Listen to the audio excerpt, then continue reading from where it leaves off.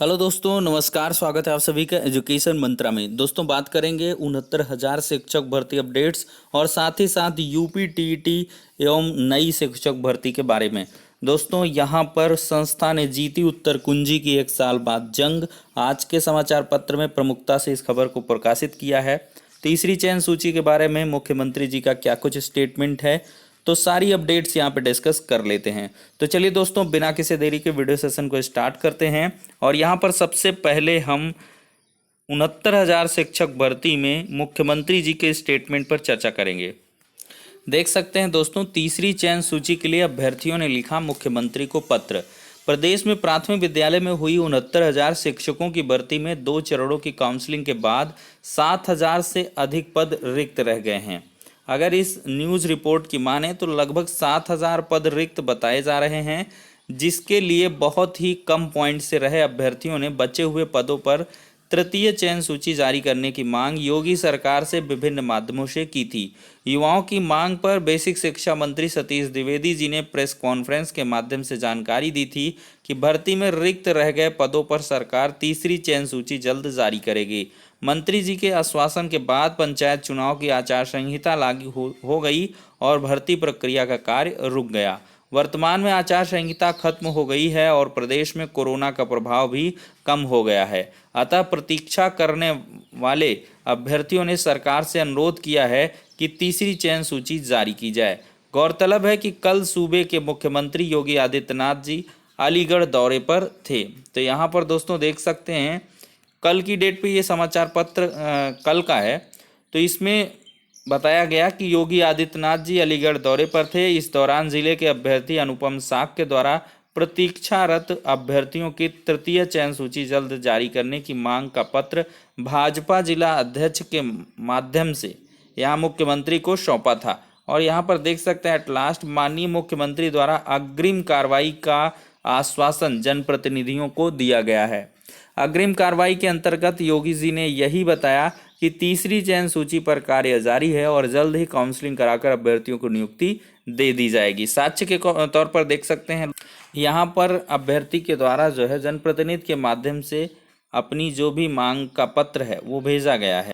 और एक unofficial update के बारे में चर्चा करें तो 10 मई से 12 मई तक प्रताप सिंह बघेल ने शेष रह गए सभी बीएसए से स्वयं दूरभाष के माध्यम से संपर्क करते हुए 75 जिलों का द्वारा दिए गए प्रमाण पत्रों और अपडेटेड गूगल सीट की जानकारी रेणुका मैडम जी को 13 मई को उपलब्ध करा दी है। रेणुका जी ने विजय किरण आनंद जी को निर्देशित किया है कि जल्द से जल्द शासन को प्रस्ताव बनाकर भेजा जाए ताकि प्रस्ताव पास होने के बाद अधिकतम रिक्त पदों की संख्या एनआईसी को भेजी जा सके और बहुत ही जल्दी आपको प्रेस विज्ञप्ति देखने के लिए मिलेगी। वहीं पर आज के समाचार पत्र के माध्यम से अवगत कराएंगे। दोस्तों, यहाँ पे देख सकते हैं, परीक्षा संस्था ने 1 साल बाद जीती प्रश्नों के गलत उत्तर की जंग। और ये स्पेशली दैनिक जागरण की अपडेट है। बेसिक शिक्षा परिषद के प्राथमिक स्कूलों में नियुक्ति पाने वालों का संकट टल गया है। सिर्फ चयनित ही नहीं, परीक्षा संस्था भी इस दौरान कटघरे में रही। वजह रही लिखित परीक्षा में पूछे गए 150 में से 142 सवालों पर आपत्ति हुई थी। कोर्ट में यह विवाद 1 साल चला और आखिरकार कोर्ट ने याचिका खारिज कर दी। कोर्ट ने अपने फैसले में तल्ख टिप्पणियां करके याचिकाकर्ताओं को भी असहज कर दिया। वहीं परीक्षा संस्था को भी आगे की परीक्षाओं में प्रश्नमाला तैयार करने में अधिक सतर्क रहना होगा। देखिए, परिषदीय स्कूलों में 69,000 शिक्षक भर्ती उत्तीर्ण प्रतिशत और लिखित परीक्षा में पूछे गए प्रश्नों के जवाब को लेकर विवाद होने से अब तक पूरी नहीं हो सकी है। देख सकते हैं, कुल पदों में से 64,000 से अधिक चयनितों को 2 चरणों की काउंसलिंग में नियुक्ति दी जा चुकी है।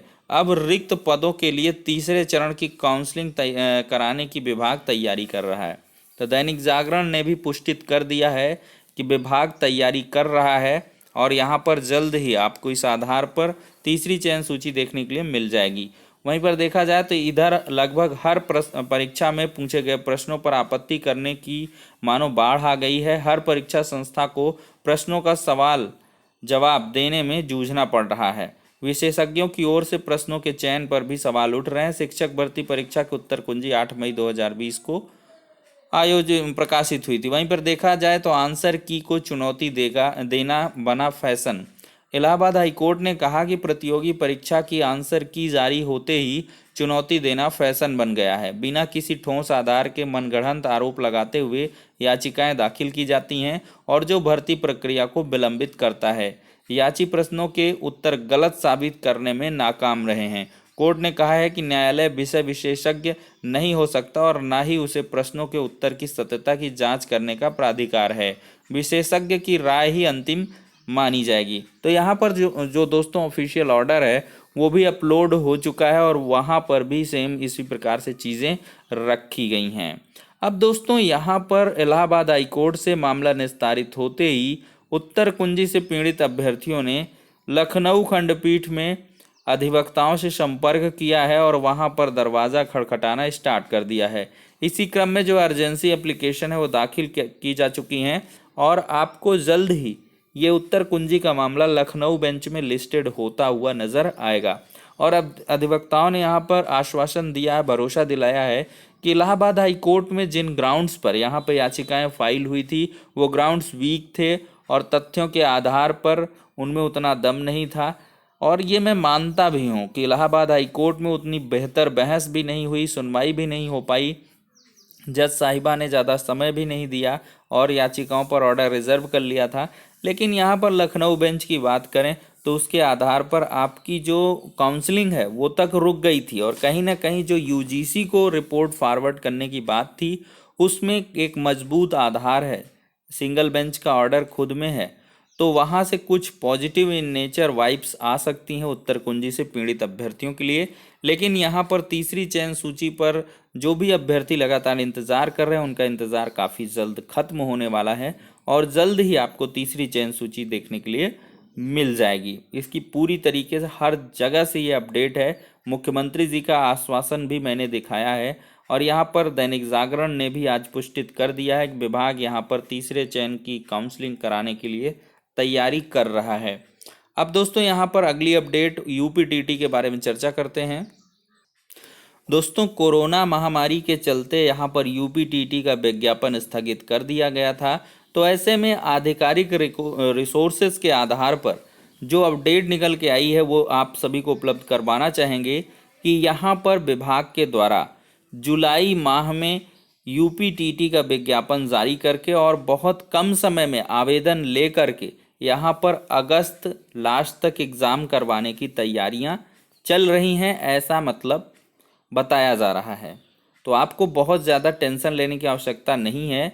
विभाग की प्राथमिकता के आधार पर यूपीटीटी करा के भर्ती प्रक्रिया नए सिरे से जारी करना भी है। तो ऐसे में बिल्कुल भी परेशान ना हो और अभ्यर्थी लगातार अपनी तैयारी को धार देते रहें, क्योंकि 3 से 4 महीने का कोरोना महामारी का जो वक्त है तो बहुत सारे लोग इसको लेकर परेशान होंगे अन्यत्र तरीके से, लेकिन आपको कंसंट्रेटेड रहना है, बेहतरीन तैयारी करनी है। और ये विश्वास मानिए कि कोरोना का जो प्रकोप है उत्तर प्रदेश में अब धीरे धीरे कम होता हुआ नज़र आ रहा है, क्योंकि डेथ रेशियो यहाँ पे मेंटेन हो चुका है, काफ़ी कम आ चुका है, नंबर ऑफ़ इन्फेक्टेड पर्सन भी कम हो रहे हैं। तो इस वजह से देख सकते हैं कि कोरोना में धीरे धीरे नियंत्रण मतलब स्थापित किया जा रहा है। और मैंने आपको बताया भी था कि ये पीक पर जाएगा 15-20 मई के दरमियान और 20 मई के बाद स्लो डाउन होगा और मई लास्ट तक ये एकदम से नॉर्मल हो जाएगा और जून में थोड़ी सी प्रिकॉशंस बरतनी होंगी। और मुझे आई थिंक लगता है जून में ही अगर सब कुछ नॉर्मल हुआ तो 15 जून के बाद ही आपका यूपीटीटी का नोटिफिकेशन आके और इसका एग्ज़ाम अगस्त सितंबर तक करवा लिया जाएगा और फिर इसके बाद आपकी नई भर्ती भी निकाल दी जाएगी।